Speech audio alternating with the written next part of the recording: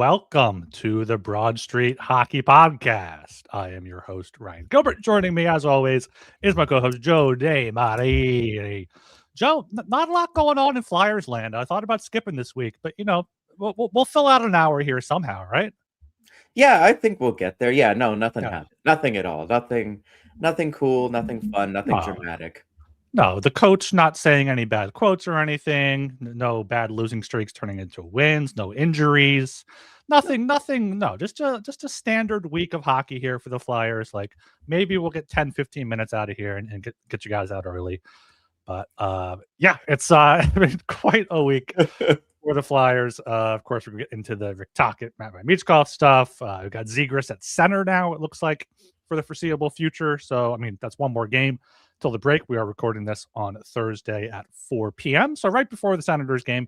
So hopefully, thank God they won, or wow, what a horrible loss. We'll see what it ends up being here. But of course, top of the show, got to make sure you are subscribed to the Broad Street Hockey Podcast on YouTube, Apple, and Spotify. Read and like and subscribe on the website. And we have to thank FanDuel for sponsoring the show. Flyers, after their recent skid, they are up to plus 440 to make the playoffs here, which is not a good implied probability. I'm pulling that up right now for the odds calculator. Plus 440 is 18.52% chance to make the playoffs here. And hey, that's still better than their power play percentage. It is. That is a positive way to look at things there. Yeah, Flyers big game tonight against the Senators, 1 point back of them. Still just 9 points back of the playoffs with 2 games in hand, but also 10 points ahead of the Rangers with 1 fewer game played. So like this team could go anywhere. This team could go anywhere. This team is where they're supposed to be. There was just a bunch of fucking drama around it for no reason. Also, you say 9 points, they're more like 7 points because I don't think they're the Atlantic is going to get both of the wild cards. I think they're closer to getting a Metropolitan berth straight up, like third in the Metro. Fantastic point there. They're 7 points behind the Islanders with 2 games in hand. I think they have a few, maybe one more head-to-head against them this season. So this team. You mentioned they're tied with the Senators. They're also tied with the Stanley Cup champion Florida Panthers because parity. Exactly here. So,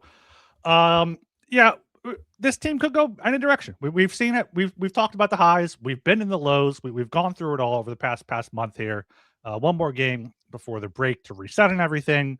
Should have been a nice, kind of easy, slow week into the break, as I was saying. But we got to get into the Rick Tocchet, Matvei Michkov of it all, of course, on Saturday at the Flyers Wives Fight for Lives charity carnival. Supposed to be a very, happy event. Forget about what's going on the ice. Enjoy the day and whatever. Dunk Bill Matz, dunk whoever there. Briere makes the rounds. I don't think Briere made the rounds. Actually, had an exclusive with the Fanatic, but Rick Tocchet makes the rounds, and Rick Tocchet goes on PHLY. Of course, friend of the show, Bill Matz, Charlie O'Connor, Kelly Hinkle on there as well, and Bill Matz. He steps up to the plate, asks Rick Tocchet a question about Matvei Michkov's ice time, and it was a great question because Matvei Michkov played, I think 10 minutes, 10 something in that Kings game on Saturday, the afternoon before, which was like less than a minute more than Nick Delorier. Yeah, Michkov played 10:21 in 18 shifts, and Nick Delorier played 9:27 and no overtime shifts. No overtime shifts there for Michkov, and everyone's heard the quote by now. I hadn't heard the quote. I've been avoiding this. I've had many inflammatory thoughts over the past few days. I'm like, can I write this? Probably not. I'll probably get too much into it, but on the podcast here, I'm going to have a rant or two at some point here because listening to that quote twice today, it's just like, I don't know if Rick Tocchet could have answered it worse. Like he did, and he ends it was like, he's like, I don't know if he answered the question. No, you didn't answer the question. You did not answer the question. You said, oh, he came into camp out of shape. You can't play yourself into shape. I go down fighting. I go down swinging. It's all about the crest on the front. Well, Matvei Michkov is actually helping the crest. He's a part of that crest. And there were ways to answer that question by saying like, hey, the Kings are a big physical defensive team. That's not what we want to get out there from Michkov. 10 minutes. That was an outlier. That's something we're going to improve upon. We wanted to put more defensively responsible players on the ice, especially once we tied it in the third period, had to get that point. Michkov is a big part of the future. We love what he does offensively, blah, blah, blah. There's a way to spin that where it doesn't become the Flyers are a laughingstock. Elliot Friedman's talking about it. Danny Briere has to hold a pregame press conference the next game to say Matvei Michkov isn't going anywhere. So it's just like Rick Tocchet has come in and put the Flyers into a complete tailspin. Like before this, no leaks, nothing to the media. No one heard about the Cutter thing. No one heard about getting Michkov over early. But now suddenly you have Spittin' Chicklets, who was a coworker of Rick Tocchet, saying, "Oh yeah, Michkov came into camp out of shape." And now 5 months later, that's Rick Tocchet's defense when asked why he's only playing 10 minutes. And to be fair, he's not playing 10 minutes per game. This was, I think, a season low for him. But like with Tortorella, it was one thing. With Tortorella, we knew what we were getting. He would say, yeah, Michkov had a turnover, bad defensive play. We can't win like that. He can't win like that. And Michkov said after the season, he was my best coach. Great experience. And that's what we need. And Rick Tocchet is just using a bunch of intangibles. Like you could have said, like we have our own kind of tracking on the thing. They can track players now, and we see that his speed or his burst are declining in the third period. So we want to make sure and manage his minutes. But no, he says, came into camp out of shape. It's about how you eat. It's about this and that, and you got to learn and whatnot. Not missing medical appointments or being late to medical appointments, treatments or whatever. Like just throwing them under the bus there for no reason. Like that's completely on Rick Tocchet. And I want to give props to Bill Matz for asking that question, because I don't know if Rick Tocchet knows who Bill Matz is, because like Charlie was sitting right next to him, just staring at Tocchet the whole time, and Tocchet was like, "I'm a frank guy. Charlie knows I'm frank." It's like, yeah, okay, you're a frank guy, but like, put some facts, put something substantial that we can see, or even something we can't see that you have behind closed doors with your internal tracking. Like, I thought there would have been some of that in the quote. Like, I saw the hubbub on Sunday. I was like, all right, whatever. Rick Tocchet put his foot in his mouth. It's been a whole thing now. But actually listening to the quote, listening to it multiple times, it's like, what are you doing? That sounds like something he would say as a part of the media, not as the head coach. Yeah, I think there's more of that interview too, where he countered one of Charlie's questions, like, would you give him more ice time? And Charlie's like, well, you're the coach. It's just Tortorella got fired for putting his foot in his mouth when he said, I can't coach in these situations. I need to learn how to coach in these situations, or whatever it was, whatever the blow up with Cam York was. Yeah. And now that was year 3, near the end of season 3 of the John Tortorella experience. We're not even through season 1 of the Rick Tocchet experience, and this is already happening. What's really concerning for me, is the Spittin' Chicklets aspect of it, because the Flyers have been irrelevant. Well, guess what? They're coming back to relevancy, and it's not for any reason that's like worth paying attention to. Nope. And if, like, we don't know who's telling the Chicklets guys what's up, but you were right. Him and Biz were colleagues. Like, maybe they do talk. And if the coach is speaking through the podcasters on Spittin' Chicklets to like belittle his players or the fans of Philadelphia, because I think Biz called Philadelphia fans fucking morons. So like, I don't know, man. It's a bad look all around, not just from that interview, but what's branched off from within it. Yeah, because everything on social media, you get the vocal minorities. There's very much a minority there that is very vocal about the Fire Tocchet stuff and all this whatever here and there, and those people are rightfully being called out for morons and being crazy and all that stuff. I just looked around for a paper bag, but I don't think I have one close to my. 95% of the fans had it on at that one game, and like everyone was chanting Fire Tocchet at the 19-minute mark. So like, it was wow. You're missing out on a big thing here, Joe. But crazy. Yeah, that's the big thing. Is like everything now. Rick Tocchet has caused this. Rick Tocchet has caused this whole thing, and like I looked up. Hold on. He would say if Matvei Michkov had showed up in shape, I wouldn't have to do this. So like, yes, Rick Tocchet will say he is the cause, but I think if you asked anyone in the organization, it would be like, well, maybe Michkov should have done something more. And I'm like, that's just gaslighting and victim blaming here. Like, Yeah. come on, Yes, we're absolutely. 50 some games into the season, and this has been a known quantity the entire time, and we're still talking about this. Yeah, like, you can't use that as an excuse now in February. It's been 55, 54 games here. Last year, 5 on 5 through 54 games, he had .64 goals per 60 and 1.56 points per 60. And I think that was in, like, 10 less minutes than he's played at 5 on 5 this season or something, 10 more minutes maybe, very close. This season, .75 goals per 60, 1.68 points per 60. So he's putting up more points per minute at 5 on 5 this season while playing with worse line mates with a coach that seems to hate him more than John Tortorella did. Like, John Tortorella was very upfront about it. And like, Matvei Michkov just has to be completely confused about what is going on with Rick Tocchet. He's like, okay, yeah, you're watching me how I eat things. Like what is going on here? Like, it's he is having the experience this year that Sean Couturier had under Tortorella. Like, maybe not in the same way, but where the coach just doesn't seem to like him for some reason. Or externally, obviously, we don't have like, bugs in the room or anything, but it's not a good look. He's not the captain, which Coots was, and that's a really bad look, especially because he's Canadian or American, whatever he is choosing at this point. But it's Michkov is like the future of this franchise, and that's not a good foot to set forward. Yeah, it's not. And like, Rick Tocchet talks about, like, oh, I've won Stanley Cups before and whatnot. But like, okay, he won Stanley Cups as an assistant coach in Pittsburgh on a dynasty with multiple Hall of Famers, a generational player, Sidney Crosby, Evgeny Malkin, who there are quotes out there that he had a big tussle with him verbally after one game. And like, they're both Russian. Like, he came up in the 80s when there was the whole USA versus Russia thing going on. Phil Kessel? They came Phil into Kessel the spectrum.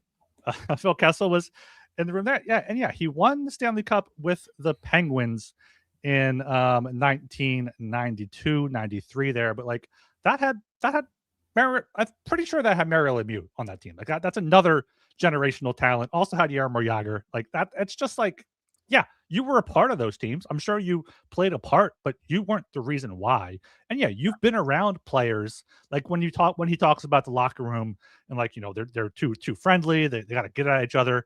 Well, when you're Sidney Crosby or Mario Lemieux, you can do that. When you're Travis Konechny, Sean Couturier, Travis Sanheim, who haven't been in the playoffs in 5 years, haven't won a playoff round in 8 years, like, you don't quite have that same thing. Like, Crosby can do what he wants. McKinnon can be an awful teammate because he's the best player in the league. Like, the Flyers' best players don't have that luxury.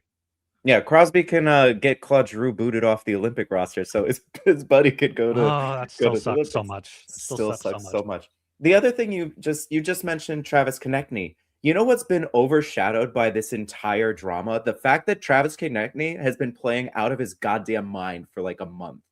He has been, I think he's over a point a game since early January. He was the third star of the week for the NHL last week. Like, he had, I think, his fourth consecutive multi-point game. He has been unbelievable. And nobody's talking about that because all we can focus on is the fact that the coach threw the future franchise forward under the bus. Yeah, Konechny's been absolutely insane. Since he had 3 games without a point in Tampa, Florida, and Long Island, late November there, he's had a point in all but 1, 2, 3, 4, 5, 6, 7 games in the past 2+ months, and hasn't gone back-to-back games without a point in 31 games, 37 points in that span. He's put this team on his back in multiple games. Like, he won the Vegas game. They should have got a point in the Columbus game during his hat trick. Like, Konechny, we were like, oh, he's beat up. He's on one leg. He's fighting through it. And he's saying out there, he's pissed about it. He wants to make the playoffs, which, like, you feel for him. You feel for Couturier. You feel for Sanheim. These guys are sticking around because they want to be in this organization, but they also see what is happening with these retreads. And like, it did feel different with Briere and Jones and Tortorella and Tocchet. I was whatever on the hire. I was like, whatever, people like him, that's fine. But like, we came around on it. Like, I remember initially we were like not thrilled about it, but as we listened to like what he was saying and how he was planning to coach, we were like, all right, let's give this a shot. Let's see how it goes. Yeah, but this is a common theme with Taka. See in the chat here, like it's the same thing. There are quotes about Elias Pettersson that are like almost word for word about Matvei Michkov. Like you could put up a quote up and guess if it's about Pettersson or Michkov, and you have no idea because they're both about like intangibles, like or Malkin, or Malkin, and like Tocchet does deserve some sort of blame for why Miller and Pettersson couldn't get along and why Miller had to take a leave of absence and then get traded. Like you're the head coach. Like take the reins here. Like go down swinging if you're going to go down swinging and make sure your team isn't going to fall apart, which it absolutely did under him. And well, they traded the guy he preferred too. Like, yeah, but I think Pettersson had a no trade clause, and like Miller was just easier to move. But that's a whole other thing. Miller had, I think, a full NMC during that season. Like, I don't know. Maybe ownership wanted Pettersson to build around. Like I don't know. Miller has bounced around. Like the fact that the Lightning were willing to get rid of Miller shows what kind of guy he is, like around the team, in the locker room. And now the Rangers are in the basement as well after trading Panarin. The worst team in the East. Yeah. Oh yeah, Panarin got traded. I forgot. Yeah, Panarin. Well, maybe we'll talk about that. Like, it doesn't really matter. But like, it's just like everything we kind of feared about Tortorella is coming true with Tocchet. Like, like Michkov, like not knowing what's going on with him for no reason. Tortorella came out and said it. Sometimes he was too blunt about it, but he told you what he was saying. He was frank about it, and Tocchet is frank in the way that he's sharing his opinion. He's not sharing any facts. He's sharing his opinion about what is going on. And like, yeah, he's like, you got to treat all these guys the same way. This is for any superstar. You can't just give him what it, because the first thing he said when Bill asked the question was, well, what do you think he's earned it? Like, maybe not. Maybe he hasn't earned 17, 20 minutes a night, but he's a better player than 10 minutes a night. Give him 14, 15 minutes. Put him out there in overtime when you're so awful in 3-on-3. You're horrible at generating anything at 3-on-3. It's just, it's Tocchet. It really is weighing on the fan base right now. And like, if this team was winning, which is what Tocchet is saying, I came here to do. I came here to win. I coached to win every game. If they were in a playoff spot, which they were a month ago, we could deal with this. It'd be like, okay, there's stuff going on. This team is still winning. We can deal with this. But the fact that they're very much on the outside of the bubble, they can still get back into it. There's plenty of time, but they're on the outside of the bubble. They look very dependent on Dan Vladar, which people say, like, a coach is only as good as his goalie. And like, we've seen that. They beat the Capitals on Vladar and special teams. Special teams are goaltending, win games. Coaching, besides very few coaches, really make a huge impact on the game. You got John Cooper, you got Paul Maurice, you got maybe Jared Bednar, but like those also have fantastic players there. So Tocchet, people like him. He wanted Jack Adams because they got a bunch of PDO there in Vancouver. But like, I don't know. I didn't think it would be this early that people would be calling to fire him. And like, I question that too. Like, I'm like, let's get him out of here. This seems like it was too early of a move to go for Tocchet and turn that corner. Yeah, I don't know. I don't think they'll fire him before the season's over. That would be insanity. This summer, I still don't know. But if we come back around to maybe this time next year, Michkov is clearly playing better, but is still getting treated like this. Martone is here, but is being like put on a pedestal. Like if there is like a clear rift, then you really got to have that consideration, because next year, Michkov is eligible for an extension. He will be eligible for his next contract. And if there's still a rift with Tocchet, like it's I don't know if it was a Freudian slip by Briere or if he like knew what he was saying and was sending a veiled message to Tocchet through his own press conference, but he was like, Tocchet wants to be here. And I'm like, I don't know if that was intentional, but it does kind of sound like, yo, Toc, if we got to pick between you and the kid, we're picking the kid. Like, you have to make it work. You have to. Like, head coaches don't last more than 2 or 3 years unless they win. Unless there's clearly something going on and they win. Like, he's got a 5-year contract. I don't care about the contract. They're paying Torts, pay Tocchet too. You're owned by Comcast. Yeah. Money is fake in that way. Like, they're going to be the one team. They're going to be the one team that spends up to the salary cap. Like, spend what you need to get the best coach when they're available. And yeah, they're not the Sixers. No, they're not trading away young players that everyone loves to make sure they're not paying the luxury tax. They're not going to do that. Like, that's one thing we know about the Flyers. Like, and another thing about Tocchet that's annoyed me over this past week is on Tuesday. He said, Emile Andre, we have to get him in somehow. We're gonna have to get him in. I do not want him to not play these next 2 games. So it's important we get him in. Well, Rick, who's in charge of the lineup? Who's in charge? You are. You're the guy in the hot dog suit right now, trying to figure out who did this. And then today, Andre's not playing, and he kind of put the blame on Todd Reardon, wanting to keep the penalty kill together. And like, overrule him. You are the head coach. Or go 11 forward, 7 defense. Like, have Andre there. If you want Juleson there to kill penalties, Juleson plays like 11 minutes a night. It's like it's not worth it. Especially when you have someone like Ristolainen who could play 2 shifts and get hurt again. Like that's something that we've seen with him. I don't think it'll happen, but like, if you have 5 defensemen for a full game again, and one of them is Juleson, you're fucked. Yeah. I mean, for me, it's also Nick Delorier is Nick Delorier. Garnet Hathaway has been playing like such garbage all season that it is reasonable to go 11-7 because you don't have like 12 legit forwards. Plus, if you go 11 forwards and you're so scared of playing Zegras at center, guess how you fix that? You only play 11 forwards, so you don't have 4 even lines. You have to rotate players around. Like, seems like a pretty easy fix to me. It's bad. We all need this Olympic break. We all need like a couple weeks away from the Flyers, man. We really do, which is why I was very much looking forward to starting February slow, being like, all right, let's see if they can win these games on the homestand. But then Tocchet has to come in here and throw a bomb into everything and have everyone talking about everything. And I want to bring something up about this Michkov not coming into camp in shape.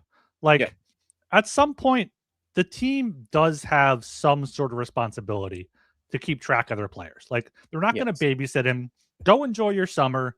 Go to Dubai. Go play in these all-star games in Russia. That's perfectly fine. But like, you can't have your star player coming into camp out of shape. Like, this is why you had those captain practices in late August. So the guys get in there. The teams aren't supposed to have hands on them, but like they I'm sure they communicate somehow. It's like, unless you're the Coyotes. Yeah, you got to keep tabs on your Russian superstar who came over early and is going to be enjoying the summer. You got a new coach.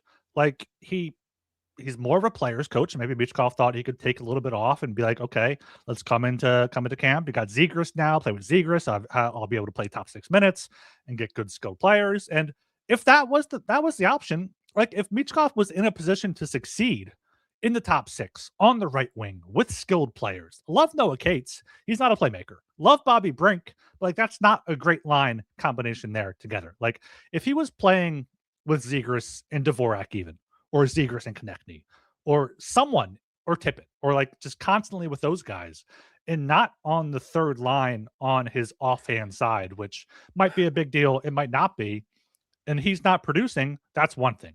If you're putting him on a checking line, which is the one thing he does not do, and you're upset at him for not producing, that's kind of on you. That's kind of on you.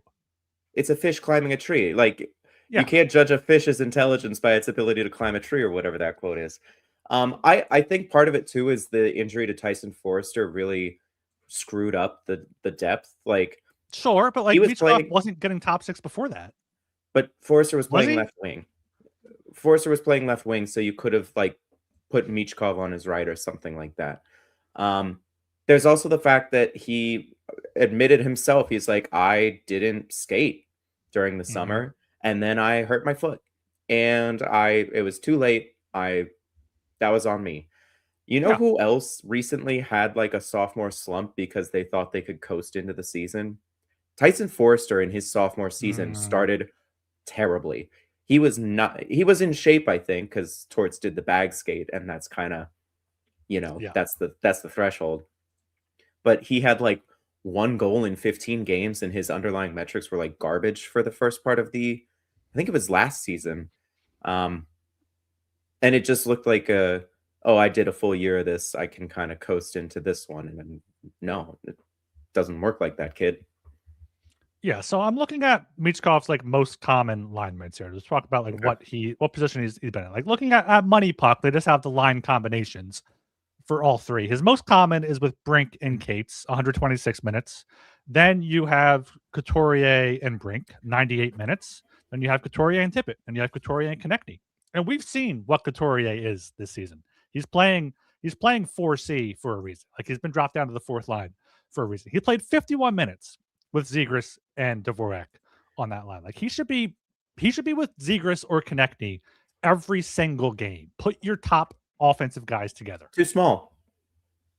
Also, did you say Cates and Brink is are his most common line mates? Yep. He's literally the Typho replacement. But you're putting a square peg in a round hole. Like it doesn't work. I mean, the expected goal share is 58%, but let me see what they're at. Let me see what they're at. Actual goals outscoring the opposition 6-3. Like they're putting up good numbers. It's just it's not where he should be. It's not. You know what line would feed families? Move Denver Barkey back to center and have him play with Michkov. Not playing center in the Michkov NHL. And Brink. It's like it's the shrimp line. Michkov, that would feed families of opposing checking lines. They just destroy them completely. Hey, if you play at home, you get the matchup. Yeah, hopefully you can get the matchup there. But no, I'm just playing. Barkey's been playing so well. Like, I know Barkey has been the one guy that you're just like coming out of nowhere. Like he's an NHLer. He's not going back to the AHL during the break. That they came out and said that. Yeah, Christian Kyrou replaced him in the AHL All-Star Classic there. So he's come out. Thank God he's come out of nowhere. It could kind of replace Forster a little bit because without him, you probably have Hathaway and Delorier playing every game, Grundstrom playing every game. Like Grundstrom has definitely fallen off. You'd have Lane Peterson back up here or Tony Dick or something. You would just not have a chance in most of those games. I think that's all the points I had to make. I don't know a little bit, but like I feel like I'm forgetting something I wanted to yell about Rick Tocchet because like there's so many layers to it about why are you saying and just doing all the wrong things. Like you had a chance to just back your star player up and say, you know what, that's on me. I shouldn't have played him 10 minutes a night. That's a little bit less than I want. I don't think he can play 17 minutes a night yet, but I want to get him out there 14, 15 minutes in good situations. Like there was an easy way to turn that around. Yeah. What's been surprising is that Tocchet has media experience. He should know better than to like vent like this to journalists. Like this is rookie stuff. This is rookie broadcaster stuff, Toc. Come on.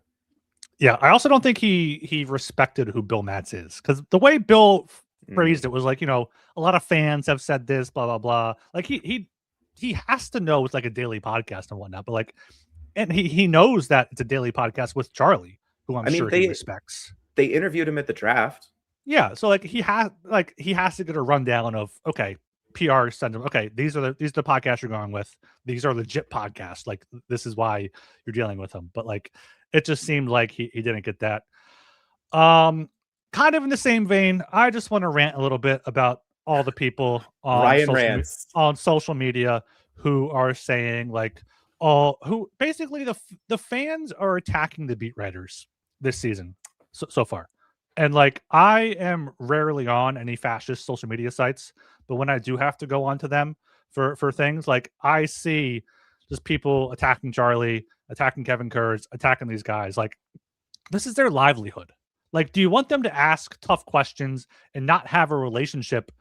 They have to go into the locker room every day. They have to talk to these people every day. You don't see the half of what they do. Like they have so many off the record conversations. Like that's their job. That's their complete job. We're content creators. We're bloggers. Then you have the people who are just fans on Twitter, on whatever, on social media, doing whatever with their blue check marks that they pay for to try to incite rage to get some of their money back. Like it's just these people, if they went into a locker room, they want the media to ask tough questions. If they'd go into a locker room, they'd shit their pants. Like, it's just they don't understand what it is. They don't even have questions. They just want to walk in there and say, "Fuck you guys." Like, there's they just want to walk in and say, "I hate this. I hate this." Yeah. Guess what? The players hate it too. They don't like to lose. They don't like missing the playoffs. Oh, you guys should play worse so that we get a better draft pick so we can replace you with someone better and younger. How's that gonna go over, man? God.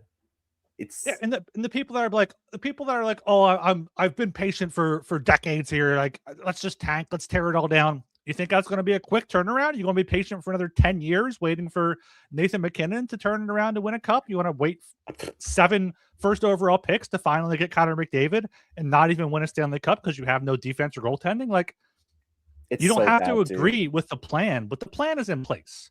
And it's been a good plan so far. The Tocchet hiring is the main speed bump. I think the main thing that has kind of made people question it, because, like, if they just did Bradshaw for a year, had this team grow for a little bit, no necessary expectations, it would be like, okay, whatever. But, like, they got Tocchet, they want to turn that corner, and they're not ready yet.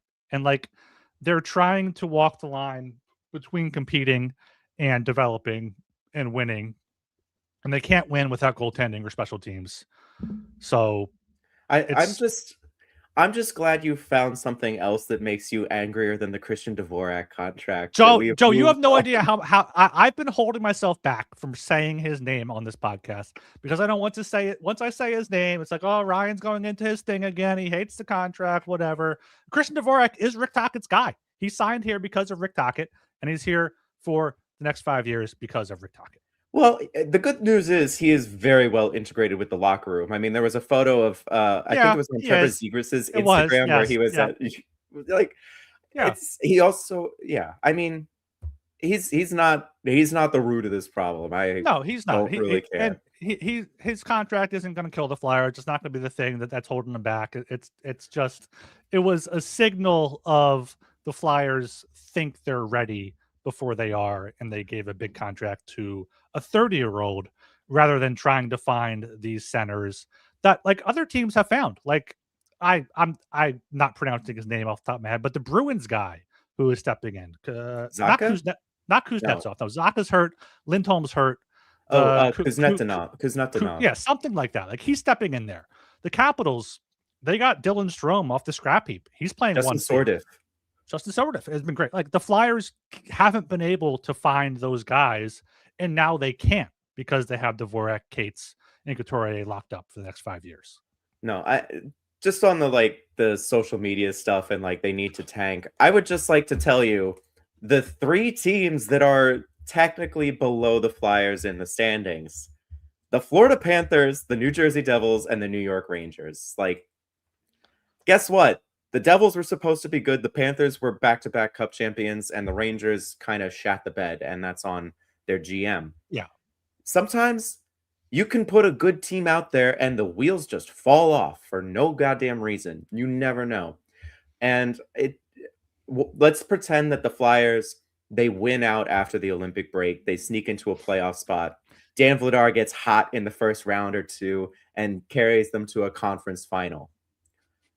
I guarantee you that, like, 20% of this fan base is going to be mad that they ruined their draft position because they went to the conference final on the back of a heater. Joe. It's cup or bust. It's cup or bust. It's so dumb because, like, okay, imagine they do that. Next year they could come out and just be god-awful because Vladar regresses, they don't find an Arison replacement, and things just fall apart. You don't know from year to year how things are going to work out in the end. And you prepare as best you can. But is it Mike Tyson who's like, everybody's got a plan till they get punched in the mouth? I think so. I think Tyson. That's kind of what happens in a hockey season. Every GM, every team, every front office has a plan. Every coach has a plan. And then shit happens. So maybe in 2 years, the Flyers are supposed to be contenders. 3 years, maybe Matvei Michkov is 24 years old and he has a season-ending injury for whatever reason. And the Flyers end up with the 3rd overall pick in the middle of when they're supposed to be contending. Mm-hmm. It just like the Colorado Avalanche stumbled their way into the next Bobby Orr. It happens. Yeah, it took Ron Hextall passing up on him, but they stumbled onto him. And the Winnipeg Jets, who did they win the President's Trophy, or were they just the Capitals? No, they won it, and now they have the 4th worst point percentage. They're going to top. Like you can have, like you said, you can have good teams. It Connor Hellebuyck.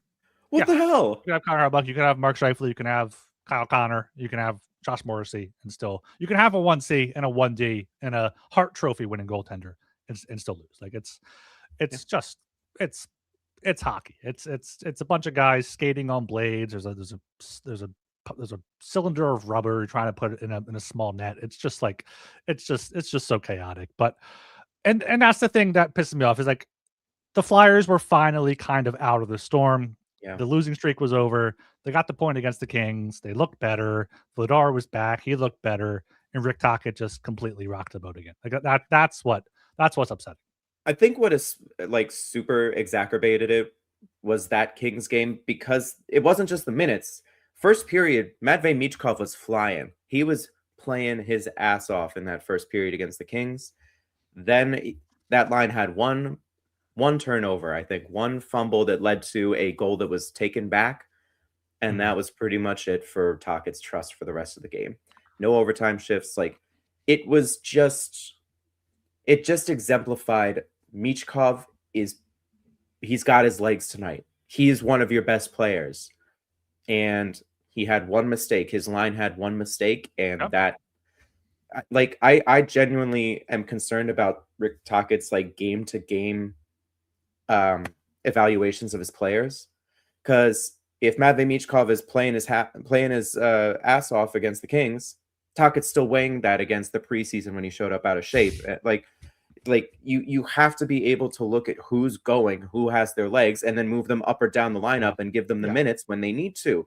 And we've seen it with Grebenkin. I think we've seen it with Barkey. Like we have seen other players on this roster move up the lines when they are clearly going. But if Michkov is going, no, he doesn't get that. He doesn't get that luxury. Yeah, and that's a perfect thing that Tocchet could have said. You know, there was an early turnover. The goal was called back, but there was still that thing. We're working on him defensively. And like, if he's that out of shape, sit him for a game. Like, I know Tocchet doesn't want to sit him for a game and have that backlash, but if that's your thing, get him in shape. Find a way to get him into shape. And I know it's not everything, but looking at Matvei Michkov's points this season by period, he has 7 in the first, 14 in the second, and then 8 in the third. Like, I know a few of those goals, like the one in Pittsburgh, were kind of garbage time goals, but like he's putting up points in the third period. If he was that gassed, he would be tired.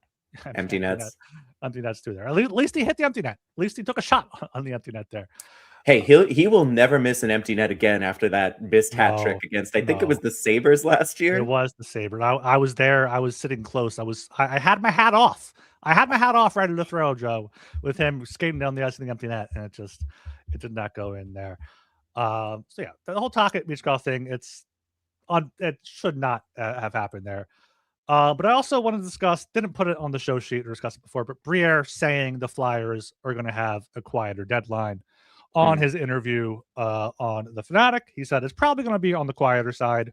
We're not looking to unload unless something too good came to us. We're not looking at rentals. This is not the time to spend assets to try to just get in to make a push for the playoffs.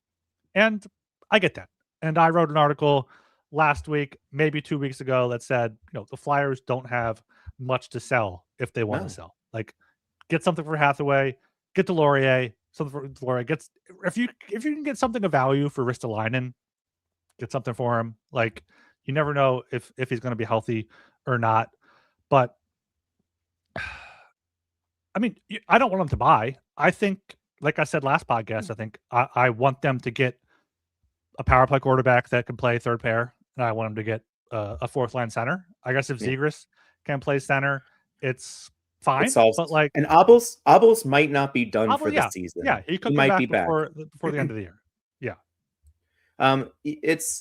Look, if they buy in the sense that they throw a 4th round pick for an Eric Johnson level player to finish out the season, I'm not going to be furious about that if it's like a 4C because the Abels injury is that serious, or like Risto gets hurt again, or Sam Emerson just isn't going to be good enough, and they just decide, well, we're going to get ourselves a goalie who can't possibly be worse. Like, if they do something small around the edges like that, whatever, man. Like, those are late round picks. I'm not too concerned about it.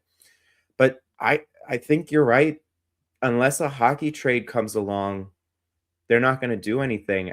But I will say, if a hockey trade does come along, it does come down the pipeline, dude, I think it would be a doozy. Because, like, the players that the Flyers have available to trade for a like a premium player at a premium position, they've got a few.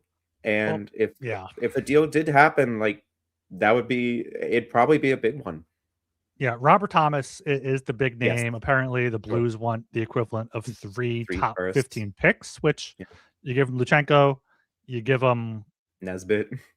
Well, I don't think the Flyers would trade both of those guys, but like you give them Luchenko, you give them the first, and you give them maybe Bonk, something like that, or you give them like a Brink or a Tippett as a roster player to do that. Maybe you give them that. Apparently, Matty Beniers might be available from Seattle, but Seattle's in a playoff spot now. They beat the Kings last night, but like if Beniers is available, I much prefer him to Shane Wright. Yes. Oh, I would take Beniers over Robert Thomas as well. I think that's spicy. I think the ceiling for Beniers is still higher. He's younger. He's Thomas is signed too. I think the acquisition cost for Beniers would be higher. But I think I would prefer Beniers. He's been hot lately too. Like he might be finding his offense finally. Shane Wright's been hot too, yeah. But Beniers, but Beniers over Thomas is a spicy take. And speaking of spicy takes, we do have our resident expert on the yet to be sponsored expert hotline here. We have Jacob Russell joining us live from his, I don't know if this is his bedroom or over his garage or what this is, but he's plugging in here. I thought my laptop was about to run out of batteries. Because it gave me the low battery warning. It's full battery. No idea why that's happening. Hey, Forza Italia. Yeah, Giuseppe, ciao, signore. Ciao. I just figured, Olympics underway. It's time to have some national pride again. Or semi-national. Anyways, I'm assuming it has been a very positive and fun-filled episode of the Monthly podcast. I'm shocked we've gotten this long. Honestly, there hasn't been too much to talk about. So we've been just stretching this out, talking about our favorite Flyers of the past, remembering some guys here and there. Yanni Pitkinen. Would you call it a big stretch?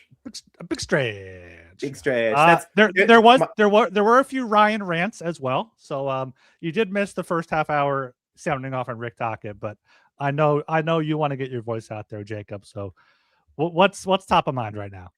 Well, it's just like why does he feel the need to talk is what I'm wondering. It's like why name. Yeah, Rick Tocchet. But he doesn't have to speak is the thing, like he doesn't have to speak to the media. He doesn't have to, because I know, and I'm gonna start to snowball here in a second.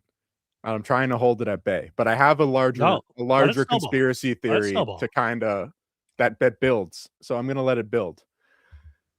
But when he's talking, like when he's giving these interviews and talking about like intimate details of how the team is working and things like that, for a guy who has coached as long as he has, been in locker rooms for basically his entire adult life, pro NHL locker rooms, he's seen how the tides have turned from when he was a player to when he was an assistant to now when he has been a head coach for, I don't know how long it's been, decade plus.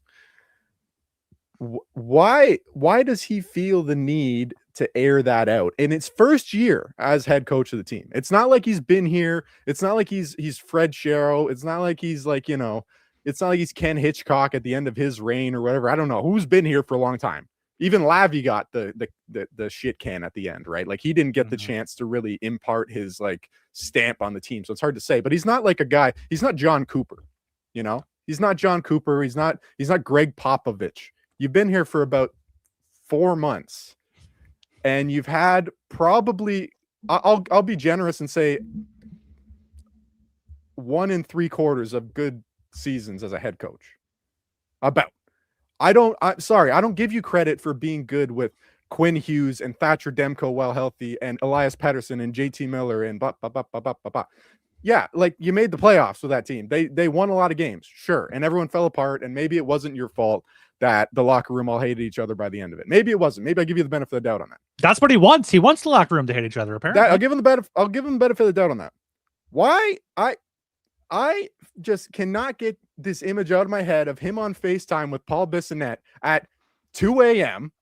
talking about, I don't like how these guys don't talk about me. I don't like, why is Michkov so fat? I didn't think he was fat before I got here. He looks skinny in the pictures before. Like, why are we talking to these people? Why do these people need to come into our orbit? There's nothing even happening. The team's nothing. The team is nothing currently. It is constituted with a bunch of replacement players. The good years of Flyerdom are not 2 to 3 years down the line, and we're already having the discussions of a team that has won things and then is now in the lull. There was no highs here. We stay in the lull.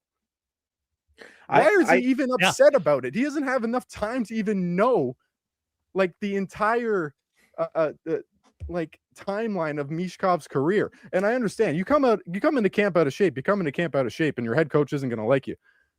Very rarely does he say it in public after he got the job and 5-year contract. I don't even know how long it's been since he's been hired. I don't even remember. You bring up the dichotomy of like the Torts locker room versus the Tocchet locker room, and it's like Torts loved conflict, but he loved when the conflict was directed at him. He's like, I'm the coach, be mad at me, get pissed at me. Tocchet's got this idea of like the players need to be mad at each other. We need to always be in like guerrilla warfare, like fighting for leverage. Like, I don't know. Maybe he has, I doubt it. I highly doubt it. I never believed it to begin with, to be honest, but maybe he does have the best interest at heart. Maybe he does think this is what Michkov needs to be successful. But when I read the comments about what he said about Malkin early on in his career, I almost gave up right then and there. Mm-hmm. I don't think if Evgeny fucking Malkin is not the guy to break the trend that you have in your head because you saw, like, I don't know, who's Alexander Semin too many times and got frightened, right? If that's not the guy, it's not going to be Matvei Michkov. I'm sorry. It's just not. If that's not the guy who's going to break the trend, it's not. And that was maybe he could have learned. Maybe as a head coach, he knows more. I doubt it. I just want to read that Malkin quote. I think Tocchet told this story on TNT at some point with his good friend Paul Bissonnette, I'm sure, was there egging him on as well. He said, Gino, early on, I wanted to kill him. I didn't really get along with Gino early. My personality, I don't really know why. We communicated, but we communicated, but not really much with me. And I remember we were playing Florida and 4-on-4, his man-on-man defense, and Gino lost his man and they scored a goal. And it happened twice before on the road trip. And Sully goes, Talk, will you tell him? So Gino comes to the bench. I don't yell. As an assistant coach, I go to talk to him, and he's basically cusses me in Russian, like basically snaps on me. I've never lost it in my life like I did Biz. In 15 years of coaching, I snapped at him. I'm not going to tell you what I said to him, but it wasn't nice. But my favorite part of this whole thing, I snapped at him, and he sat there, and I gave it to him. And Sully goes, Talk, take it easy. And I don't take it easy. And then Kessel looks at me. Talk, I got him. Don't worry. He was joking. Leave my centerman alone. And I go, you fuck off too. And he goes, what did I do wrong? What did I do wrong? And then, yeah, that's basically it. And he's like, the next day, Gino comes up to me at practice. Hey, coach, sorry, coach, you still talk to me? I said, Gino, I'll go to war with you. You're a hell of a player. And since that day, I've loved Gino. But by that point, Gino had won multiple Stanley Cups, right? And one Stanley Cup in 2009. Like, but he was on Gino. Let's see what 2009 Gino was up to. But like, he was an established star player on a team, and Tocchet was brought in to be the assistant coach and add some rings on his fingers without doing much. Like, he got carried to the Stanley Cup by Mario Lemieux and then by Sidney Crosby as a coach. Like, Evgeny Malkin, his rookie year, had 85 points. I mean, the year after that, he had 106, and then the year that we're speaking of, he had 113. And then, like, I didn't need to tell you that Evgeny Malkin was good at hockey, but Tocchet didn't show up till like what, 2015, 2016 for the Penguins. So like, Yeah, exactly. So Malkin was an established superstar by then, and he hated him. He hated him anyway. Like, it just doesn't make sense. And Jacob, the main thing that I came out of this was with Tocchet did not need.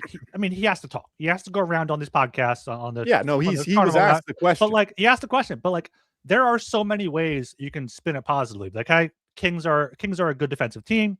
We want to put out defensive players out there, especially after that early turnover. We want to make sure we have good defensive structure. Michkov, great offensive player, great playmaker, but doesn't fit what we're going with. We want to get him more minutes than 10 minutes. Instead, he was like, "What? You think he deserves 17 minutes? Do you think he's earned that? I go down swinging. I go down swinging. Yes. I'm Frank. No. Yes, he has actually. I think he has. If he had 0 points right now, there is no world where Carl Grundstrom should ever get more minutes than Matvei Michkov in a hockey game at the NHL level. I do not care about the semantics. I do not care who you like. I don't care. Maybe he likes Swedes like I do. Maybe he's just my bottom six should all be Swedish guys. Maybe that's it. But like the level to which he's taking it is the problem. It's not the problem of Michkov needs to be disciplined. Obviously, he needs to be disciplined. But again, a sophomore slump is not it's not some new phenomenon that's happened in professional sports. His 5-on-5 scoring rate is higher this season through 54 games than it was last year. And the guy can't score nobody can score in the power play anyway. The power play sucks. Like, and you have him on the third line with Noah Cates and Sean Couturier. And Noah Cates has been bad. Yeah, he's been legit offensively bad. I'm repeating myself. I'm just filling Jake in here, but I know. You're getting heated all over again. This rivalry between you and Tocchet is heated. It's getting heated. It's a heated rivalry. It's a heated rivalry. Wow, there should be something. I thought that's where you were going. That's a great title for something. I could make a lot. I'm sure that it's not in use. No, definitely not there. Yeah, and like this is the thing that I'm trying to straddle the line between like, yes, Matvei Michkov needs to be coached. He needs to learn how to be an NHLer. If he's just gonna be like Josh Ho-Sang or Jake Virtanen and not care and be a bad guy and not care about his teammates, that's fine. What we cannot do is fall into the traps of thinking from 15 years ago, when guys would go back to Dynamo Moscow or back to CSKA or they would like pout to get more minutes or more. That's not how it works anymore. It's a case by case basis. And you look at the things that are kind of popping up. You look at some of the quotes that are being dug up from Tocchet's past, and it sounds very similar to what we're seeing now. And I don't think Tocchet is necessarily giving his player the best chance to succeed. And I think you have a direct comparable in Zegras on the roster, who I know Zegras has been fantastic this year. And it's not about him being in shape, right? But he has had a long, whether it's justified or not, he's had a long part of his career that he has been thought of as somebody who doesn't play defense or doesn't, necessarily play a full ice game or is a little lackluster in his effort at times. You can't, it's the same sort of scenario. It really is, except in Michkov's case, honestly, he's shown in that rookie season more than Zegras even showed in some of the seasons where he was down in Anaheim, right?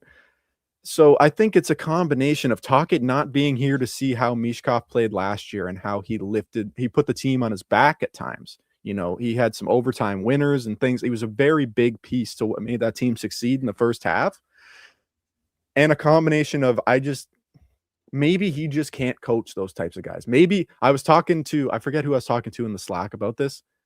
Maybe he just wants to coach 12 Scott Lautons and 6 Noah Juulsens. And if that's the case, I'll see you at the draft, buddy, every year until you can go underground, because that's not going to work. If you're not going to be able to adjust, if you're not going to be able to carry a room, it's over, bro. You might as well quit while you're ahead.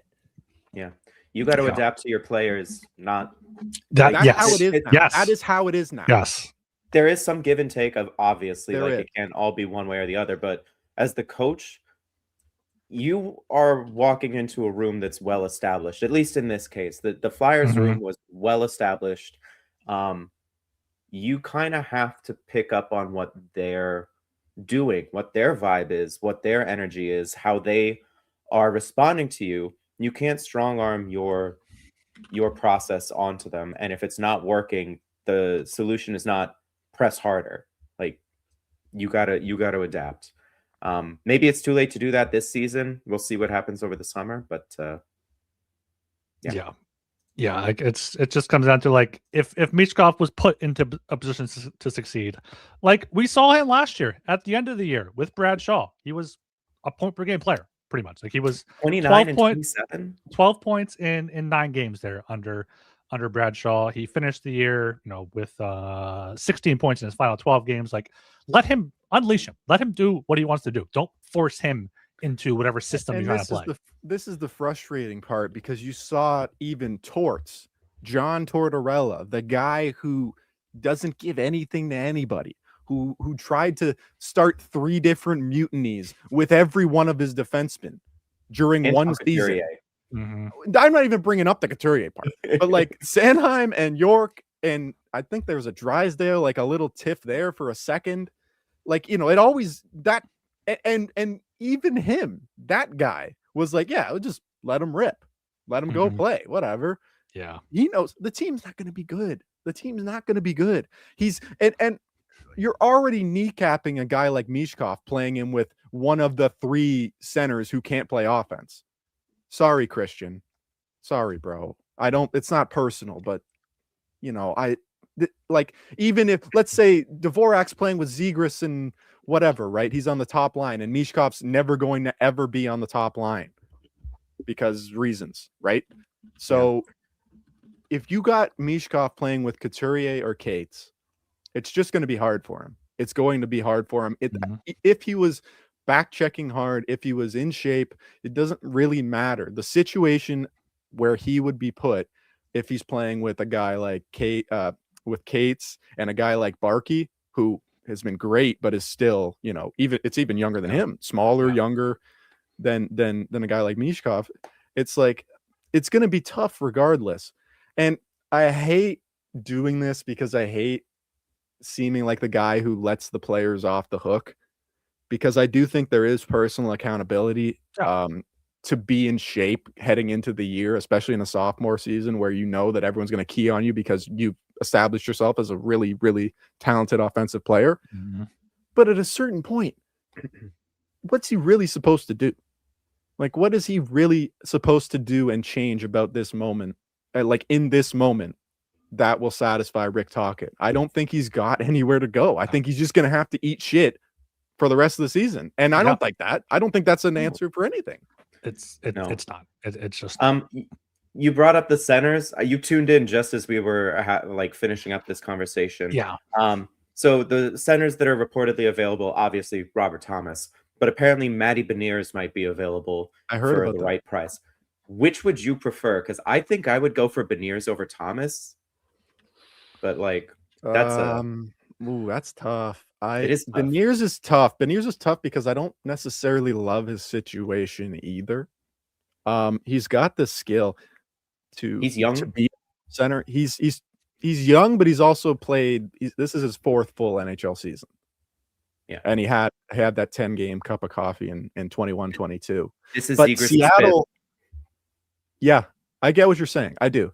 But if you're talking about him or Robert Thomas, I really like Robert Thomas. Yeah, I really like what Robert Thomas brings. The 3-year age difference is the big thing. And Robert Thomas has multiple point per game seasons so far. Like, he's a cup winner.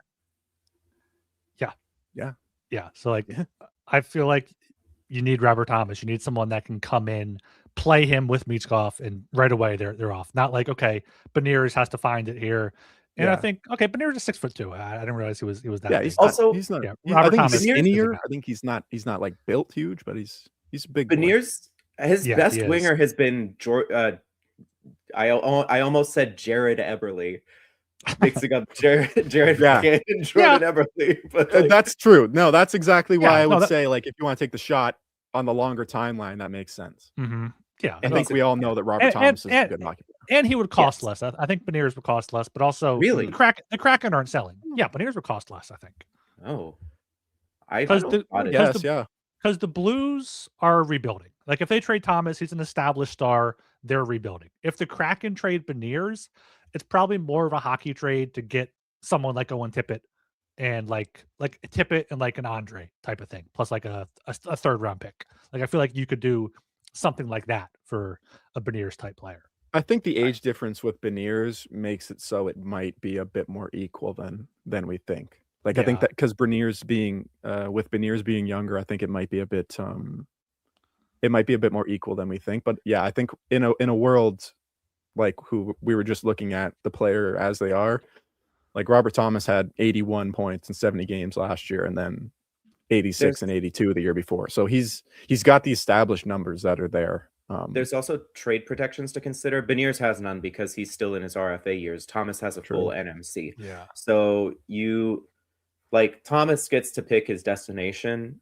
Beniers could go to whoever pays the most. Yeah. So yes, the Blues are asking for an arm and a leg for Robert Thomas, but I wonder, I don't know, if the Calgary Flames offered up a ton for Robert Thomas and he vetoed it, what are you doing here? Beniers, meanwhile, if a team was we'll pay it, just get us in a bidding war and we'll go for it. So yeah, I forgot Beniers has that extension too. They're both signed through 2031. Beniers at 7.1 million, Thomas at 8.1. So both of those are good. Both of those are great deals. Both of those are great deals at all. So I was going to think Thomas because Beniers being a payday, but Beniers got his payday and 7 million is going to be a great deal. I'd happily trade for either of them. It is a Kevin Hayes contract. Yeah, it's a Couturier deal. Yeah. It's cheaper. Yeah, it's luck. Jesus. The thing about Beniers too, I would say, is he's probably a bit more of a goal scorer than Robert Thomas is. Like Robert Thomas has only had 26 goals as his career high, and Beniers has had 24, despite obviously having a lot less points. But I think Beniers could pump those assist numbers up if he was playing with better guys, like Joe said. I think he would just, get him on the Flyers power play, and he will just be racking up those primary assists, buddy.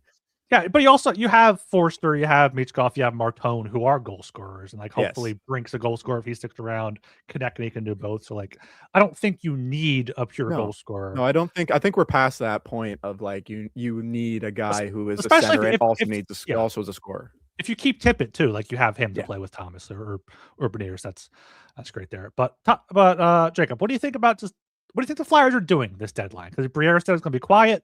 Do you think they're going to find anyone to sell? Do you think they're going to trade a 4th round pick for a depth player? Will there be a hockey trade, or will it just be come and go with nothing happening, much like the Olympic break? I think somebody like a Sealer, I believe he's got protections as well, but that's the type of guy that I think you would trade, but I don't think there's going to be many moves.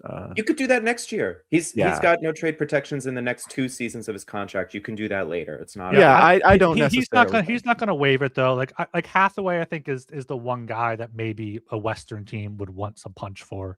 Yeah, but again, what do you get for Hathaway? A third? I don't care. You get a roster spot. Yeah, you get a spot in the lineup. Hey, I'm all in. I would trade Hathaway.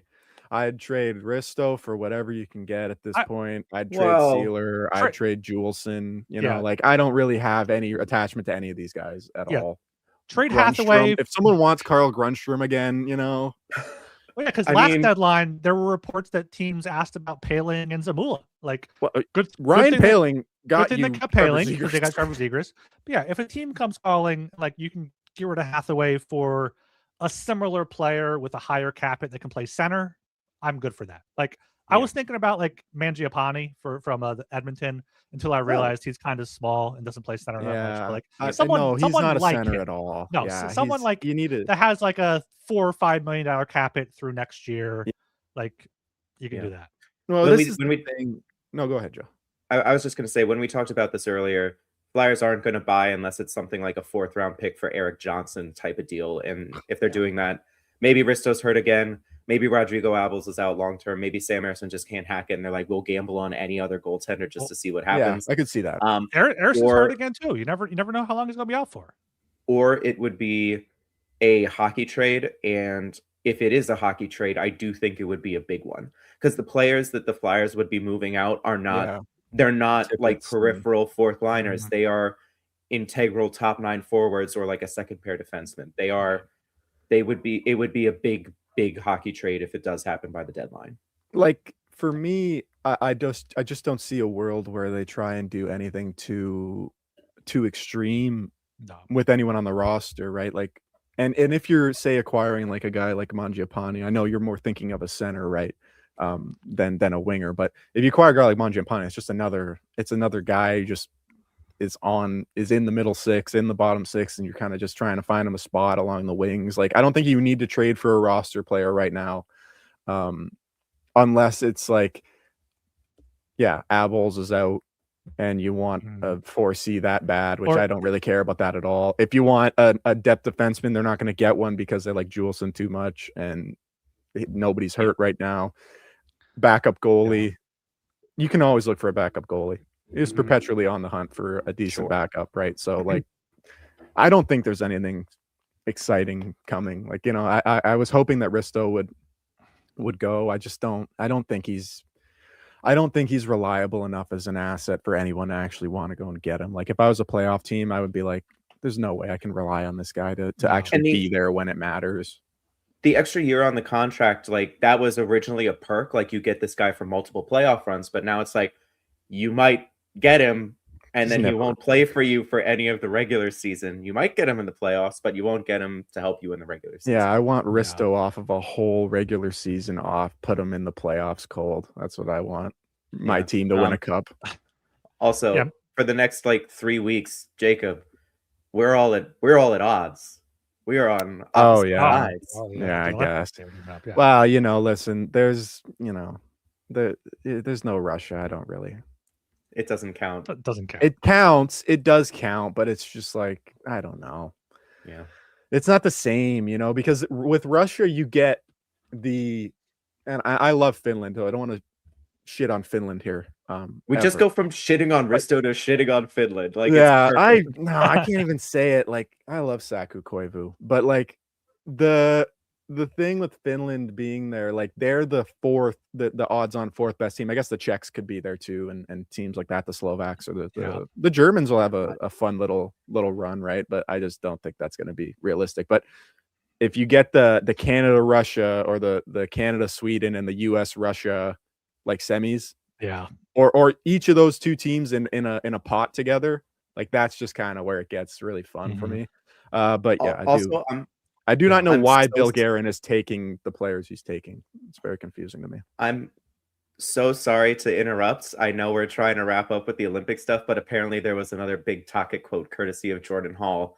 We're a couple of points away from Edmonton and Florida. Like, everything's not a disaster. Everybody's saying San Jose, how great they're doing. I think we have the same amount of points. There are a lot of positives here. There are, until you came out and threw your star player under the bus and aren't putting him in the best spot. Did he really say the Florida thing? Does he not know what's going on? See, now Florida's been missing their He hates Finland more than I do, for sake.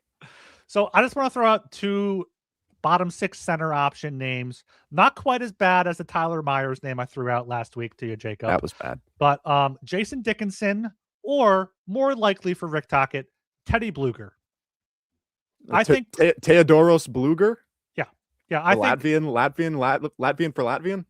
Yeah, I think if Trevor Zegras can play center, they're not going to make a move like that, depending on Abel's timeline. But if he can't, and you give up a 4th round pick, 3rd round pick for one of those guys, I could see them doing it. All right, man. I don't love it either. I'm just trying to. Honestly, I'm really apathetic right now about the team. So do whatever you want. Well. If you want to get a 4th line center, bro. If you want to get a 4th line center, man, go ahead. Go get Derek Grant and Nate Thompson again. Whatever. Yeah, do the Derek Grant thing again. What a useless period of time that was. That was just so stupid. Did he even play hockey after that? I don't even think he played anywhere else. We need a break, man. I am so glad the Olympics are happening now. Yeah, we need this break so bad. Basketball or something. This is terrible. Well, where'd Derek Grant go after his? He went to Anaheim. He went to Anaheim. Back to Anaheim. Oh, he went back to Anaheim. Okay. Yeah. So and then he went to Zurich and won back-to-back Swiss championships. Good for him. That's good for you, Derek. That's what I thought. I really just thought he went from the Flyers right to Switzerland. I thought he just said, "I'm done with this," but no, apparently he's back to the Ducks. So good for him. Yeah, let's wrap this up. No predictions or anything. I gotta go watch bobsledding. Got the game in an hour and a half. Got Olympics going on. You got curling, got bobsledding, all that good stuff. Wait, one prediction. Which men's team and which women's hockey team are going to win gold medal this year? Canada sweep. Both of them? I can't say anything other than that. Yeah, Canada sweep. I personally, I think the U.S. women's team is actually a little bit better right now. I think the Canadian men's team is definitely better. I think unless Jordan Binnington gets all of the starts for some reason, then this is Canada's to lose. I think Binnington could somehow figure it out again. He's done it twice, so he has. I wouldn't start him. I'd start Thompson, or Kemper, but they're gonna start Binnington, and I don't know, maybe it'll turn out. Yeah. And then I think Canada on the women's side has a pretty damn good chance at that. Yeah, that's actually, I'm almost more excited to watch that gold medal game. I really hope that comes to pass. That's always an absolute tilt. They actually hate each other. I don't think the Canadians American men hate each other to the same extent that the women do. They might after Four Nations last year, so we'll see. Maybe. I don't know. The triple fights podcasts now, and I don't That's know. True. Those are all performative anyways. Yeah, those were all just staged and shit. So follow us on social media. Broad Street Hockey on Twitter and Blue Sky. We're tagged there in the podcast post. Of course, make sure you check out FanDuel. Thanks to them for sponsoring the show. And until next time, thanks for listening. Go Flyers.